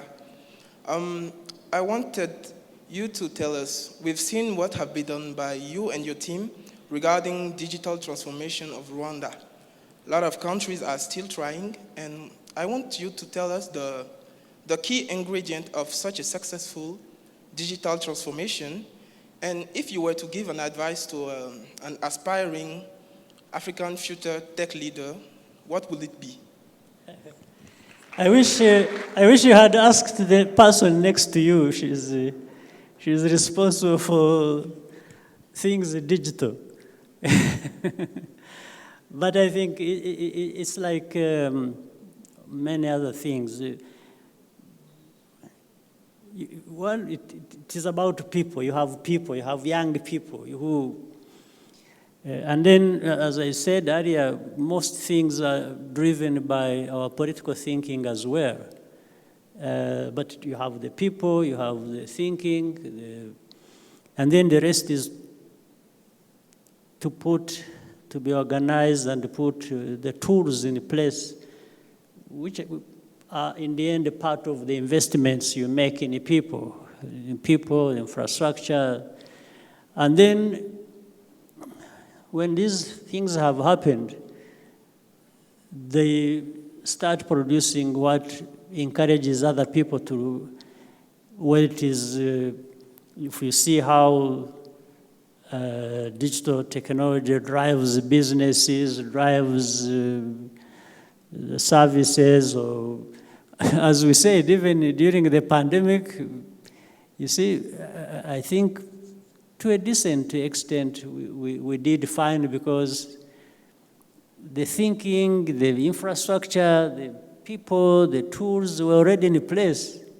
So once people said, oh, no going back to place of work, nothing, you need to work from home. It's like people woke up and say, oh, actually it is possible because we already have this. We're only going to do it in office, but you could do it from here using these tools we have. And so it's the investments never go wrong once you have invested in the people, in the policy, in infrastructure. and then the politics of it will drive it, but more so it will be accelerated by what you see is already the outcome, what starts happening that you find is beneficial.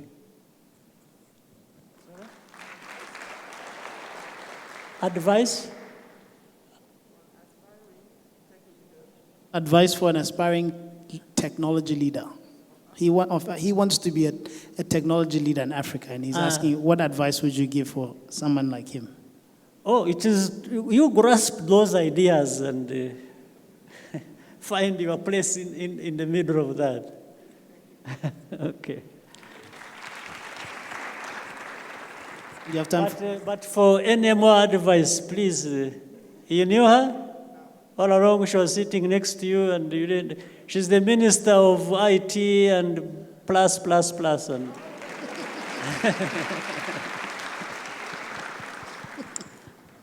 should we have the last question? Hello? Up there, we agreed up there. Morning. My name is Daniela Ngarambe. I'm a master's student in electrical and computer engineering at CMU Africa. And my question is, despite being the lowest emitting continent in the world, Africa... What? Despite? Despite being the lowest emitting continent in the world. Okay, right. Africa is facing a lot of repercussions in terms of climate change. And my question was, how can the youth contribute to slowing down climate change in Africa and improve intercontinental relationships to fast-track this agenda? Thank you. I need to write a book for the answer. It would be a long answer, but I think I understand what you are saying. The Africa being more at the receiving end, really, of the climate crisis, and yet not contributing as much as... So what we need to do is to start early ourselves, not to solve the problem. So we have to leapfrog, not to start solving the problem by going the route of those others who are emitting and trying to reverse, and then trying to reverse that ourselves in the long run. So we have to leapfrog. It is adoption of these technologies that are green in their nature, and also trying to think hard about the very policies that can... Because like now we are developing in many ways. We are starting from a low base. If we start adoption of these technologies, for example, and developing that way, we have a chance, first of all, of managing our situation the way it should be ourselves, but also use that as a basis for the others now who even are polluting the world more than ourselves, and making certain demands so that maybe in the future people start paying for their level of polluting our environment. So you will be on the good side of that from the... But this requires a concerted effort. It requires all of us to understand, and it doesn't matter which field you are in. It's about the thinking, so that you contribute to the future well-being. So somebody else there, and then I told you to choose one, but I can still see 5. Sorry, moderator, I took over your... Yes, you can have...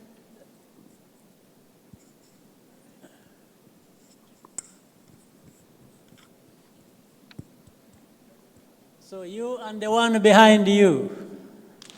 One... Thank you, Mr. light blue President. shirt or something. All right. Thank you, Mr. President. I'm Mohammed Umar. I'm from Sudan. I study AI at Carnegie Mellon. My question is, you have made a strong point on addressing the African context and grassroots solutions. But I also recognize that this is a very common political talking point for many African leaders. I would like you to tell us, from your long experience, Fred, say they're addressing what? The African context. The African context. Yes. Okay. All right. But right. yeah, as I mentioned, it's a common political point for many African leaders. And from your long experience, and because I truly believe that you are the only person I can trust to actually answer me transparently about that, what do you think is the African context? Because, of course, it's not just development. The Global South has very similar social illnesses and economic illnesses to Africa. What makes Africa unique? Is it just a political talking point to pass on things like native and local policies without being bothered?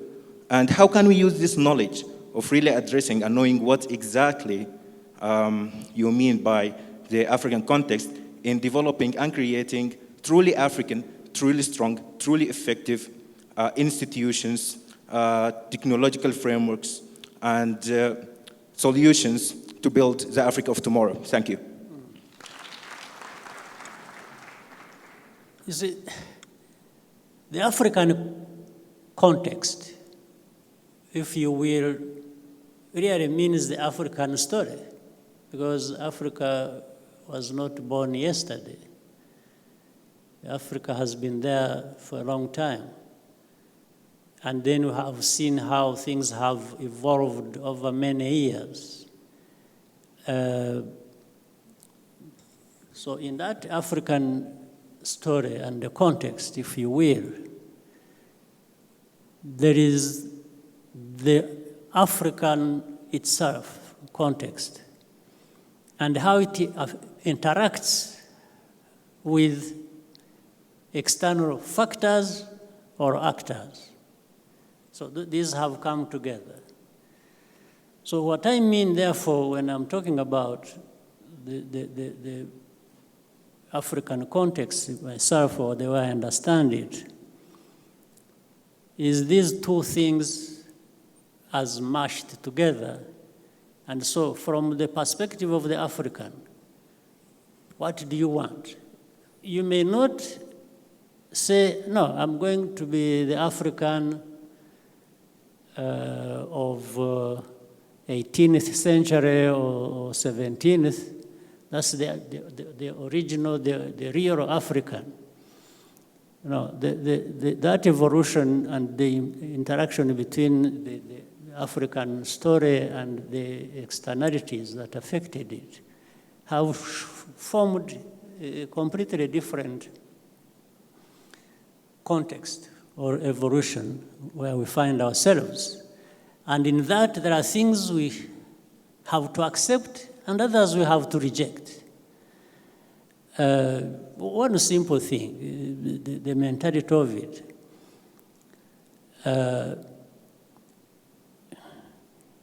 If there is any notion that the African story has to be shaped from outside, it's what the outside tells us to do that you do, I will say, no, that's not correct.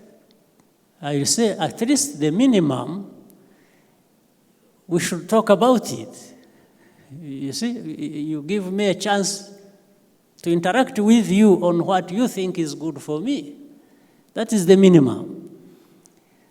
And that is different from saying, no, don't talk to me, don't say anything to me. Leave me alone to my African context as I explain it, as I think it is. Because in the end, we don't think about that the same way, even as Africans. So there has got always to be that back and forth. It's like, no, give me a moment. If you are from outside and you say, no, you should be doing this, you do this. I say, no, but this is Africa. You are from somewhere else. And I know, I'm conscious that the African story is this meeting point of the Africa itself, as it has always been, and has been evolving, but also with the interaction with the rest of the world, because there is not going to be that without that interaction. So now, that is for me the African context I'm talking about, and we should be able to explain it.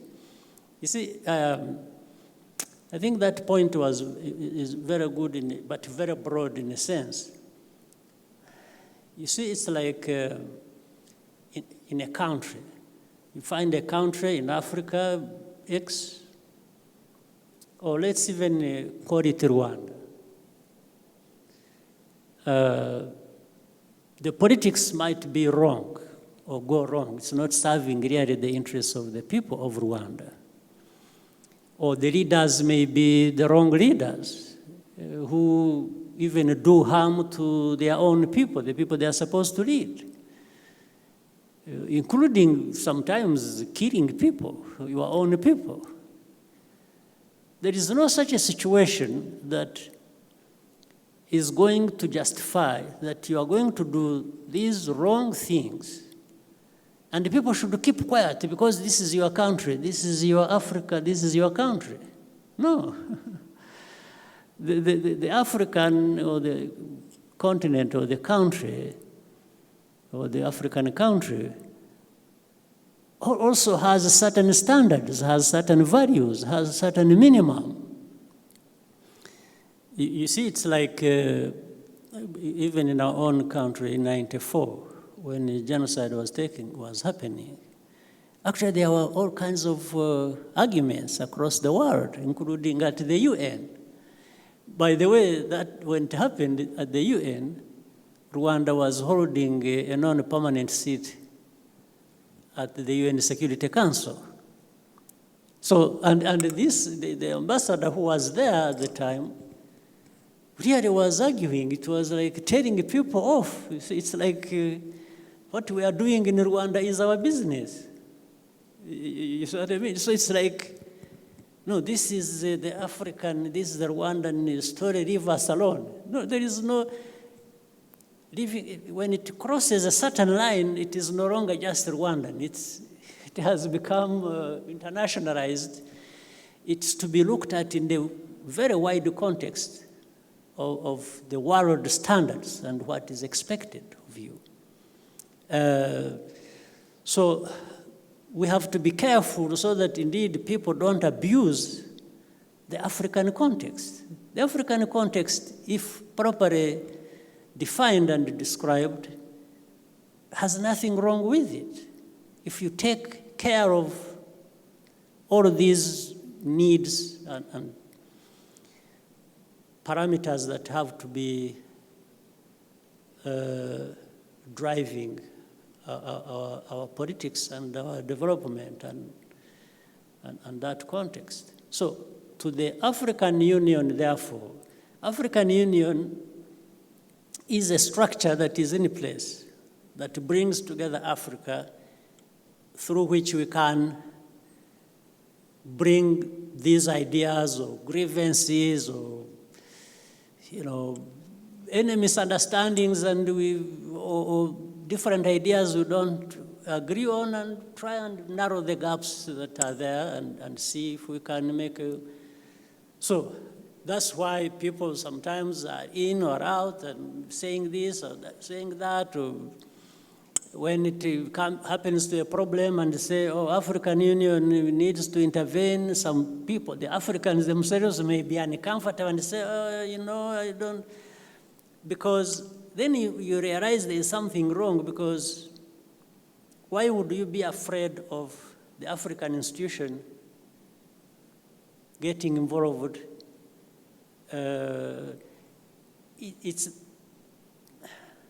that trying to run away from being able to come up front and explain what you are doing and say there's nothing wrong.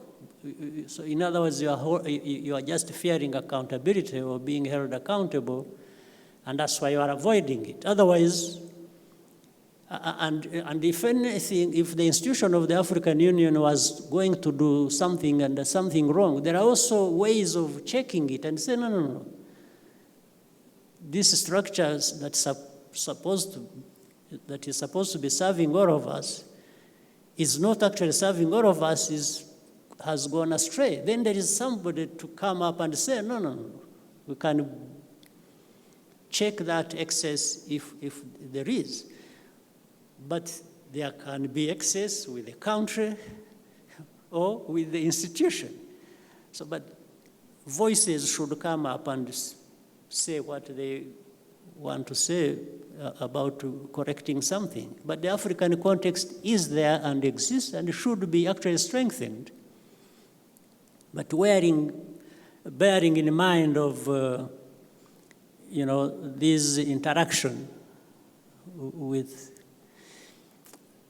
on the final point on that, you see, I really find it problematic in that interaction that somebody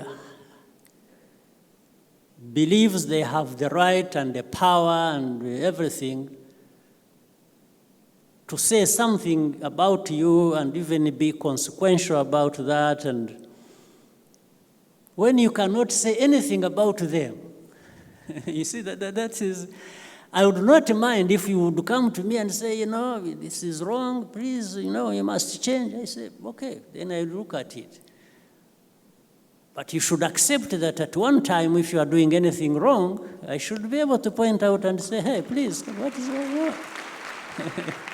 Yes. Otherwise, we would have such a bad imbalance where, it's like everyone right here, east, west, north, east, south, north, south. I always hear people talking about God, right? And when they are talking about God, it's like God is good for all of us, right? I don't think God would have made one part of the world more important than the other part.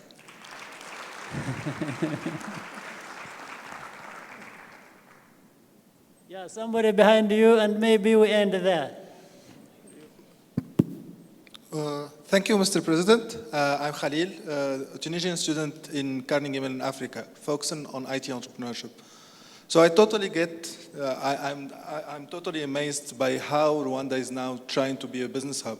So one of the questions that I want to ask is how today Rwanda is trying to support to build startups here and also to expand them.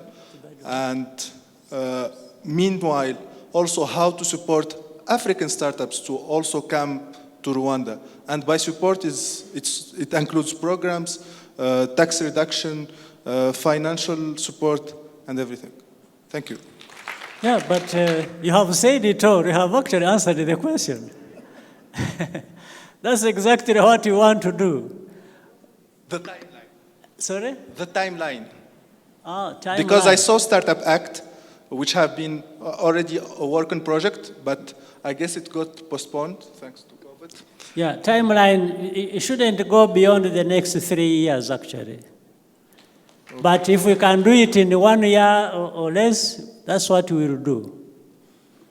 Perfect. Right? So it is a journey we are walking, knowing that many things we don't have in place, but we are trying to put in place as quickly as we can. But I should say, I would be more comfortable from now going forward. We should see a lot of progress, and there should be no questions in the next or beyond 2-3 years.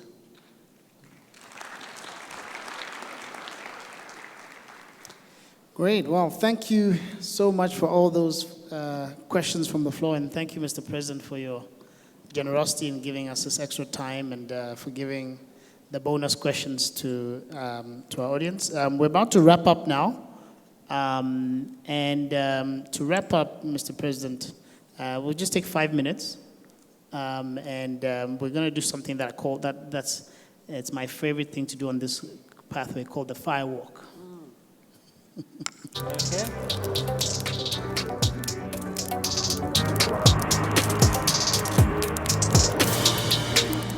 So for this part of the conversation, Mr. President, I'm going to ask you a series of questions in a rapid fire session. Rapid fire is something I experienced more than... It's been a while. It's been a while. Well, this one is more friendly, rapid fire. Yeah, like 30 years ago. And so I'm going to ask you to respond to these questions in 7 words or less. 7 words or less. Sometimes it will be even less than that. I'll let you know. But maximum 7 words. So the first question is, name one thing many people don't know about you. Just one thing. Everything is known about me. Oh. Describe your presidency in 3 words.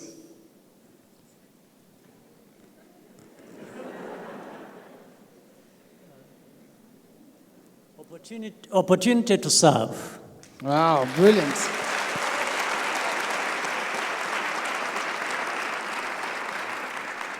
Opportunity to serve, that is perfect. I wish more African presidents would see their jobs that way. Finish this sentence, again in less than 7 words. Rwanda is.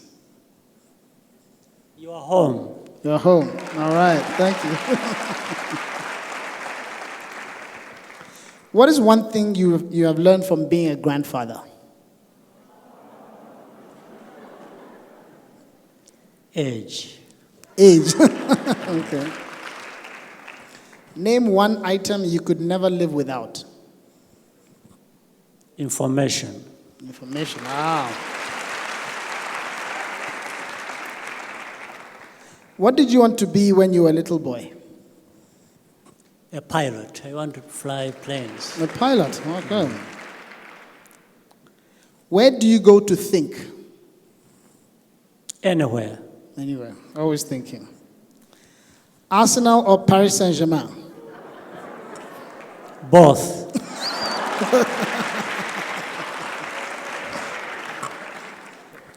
Education or leadership?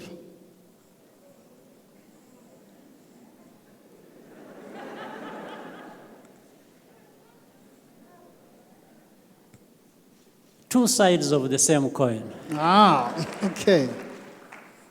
What makes you smile? Family. Family. Beautiful. Best basketball player of all time? Steph Curry. Stephen Curry. All right. What 3 words would First Lady Mrs. Kagame use to describe you? You better ask her. Okay. All right. So the final question, Your Excellency, of this whole interview, this whole conversation, and this time you don't have to limit yourself to just 7 words. What are your parting words to our audience, to everyone who's in the room, to the young people in the room, to the room members listening online and Zoom, and to everyone watching on YouTube? What are your final parting words for everyone that has joined us today? Young people, you have opportunity. Just take it and run with it. Great.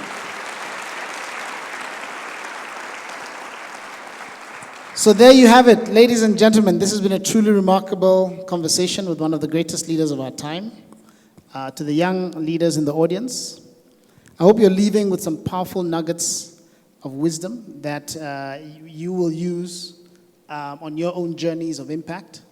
And to everyone who's joined us in this conversation, I hope you have seen a remarkable example of someone who is doing hard things. And one of the things, Mr. President, that really struck me was your point about how to do the hard things, sometimes you have to just focus on the simple things and the details. Right? You can dream big, think about have grand ambitions, but also be detail-oriented at the same time. And I think that for me is what I'm leaving here today, is just really the importance of not forgetting the small things, getting started, and that's how we all are going to begin to transform this continent. Thank you, Mr. President. It's been such a pleasure having you. Appreciated, much appreciated. Thank you. Thank you.